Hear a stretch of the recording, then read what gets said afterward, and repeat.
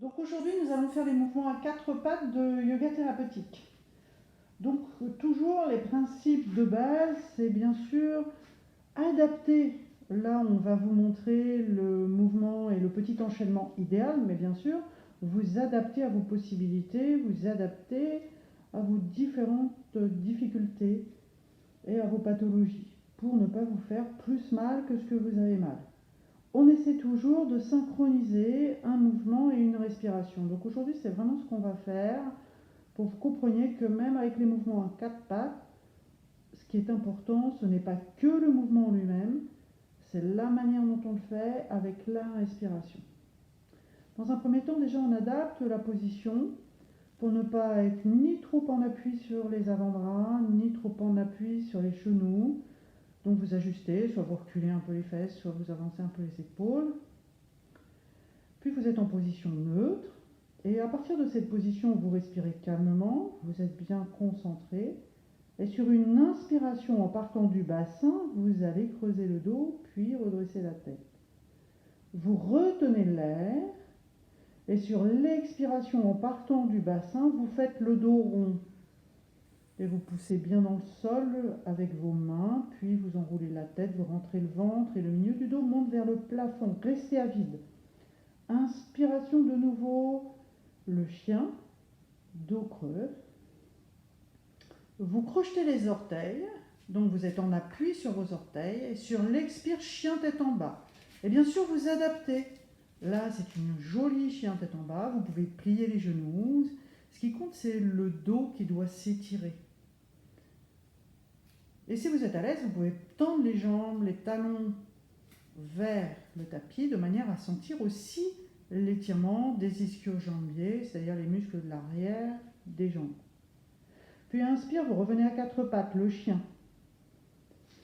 Vous retenez l'air, vous allongez les orteils, expire, les fesses vers les talons, le front vers le sol.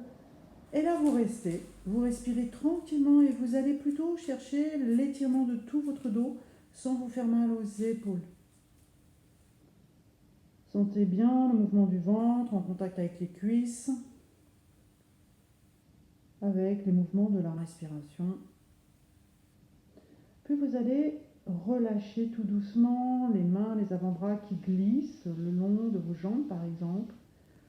Si vous êtes bien, le front vers le sol, les paumes de main tournées vers le plafond, vous êtes en position de l'enfant et vous lâchez les tensions inutiles. Vous sentez la respiration par les omoplates, par l'arrière du dos, les omoplates qui glissent sur le grid costal, et vraiment vous laissez faire. Maintenant, souvent, on n'est pas très bien dans cette posture. Donc on peut mettre les deux poings sous le front, de manière à être plus à l'aise. Et ce qui compte, c'est de trouver la position confortable pour soi et de relâcher les épaules. Et de relâcher la tête, de relâcher les mâchoires, qu'il n'y ait pas de tension particulière. De pouvoir porter son attention sur les omoplates qui glissent de chaque côté du grille costal en fonction des mouvements de la respiration. De pouvoir porter son attention sur le bas du dos, sur les flancs, et de laisser faire, de lâcher. Maintenant, on peut également, par exemple, mettre un coussin entre les mollets et les fesses quand on a des problèmes de genoux et de difficultés. Voilà, c'est aussi une autre manière. Et puis, on pourrait aussi adapter la posture en mettant un coussin sous le front, pourquoi pas. Ce qu'il faut, c'est que vous arriviez à trouver une posture qui pour vous est confortable, parce que cette posture de l'enfant, c'est la posture de récupération, de détente, qui correspond à la posture que l'on peut avoir sur le dos quand on fait les exercices sur le dos.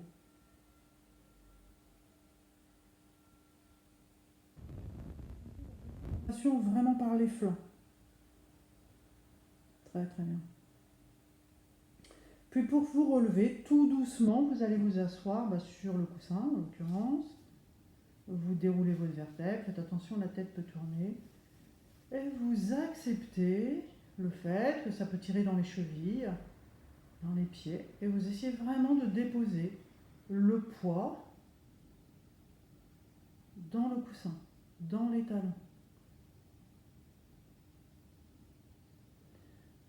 Puis pour vous relever, vous mettez votre meilleure jambe, vous repassez un peu vers l'avant, vous mettez votre meilleure jambe vers l'avant, vous appuyez vos deux mains sur le genou et vous redressez. Si besoin, bien sûr, vous mettez un meuble à côté.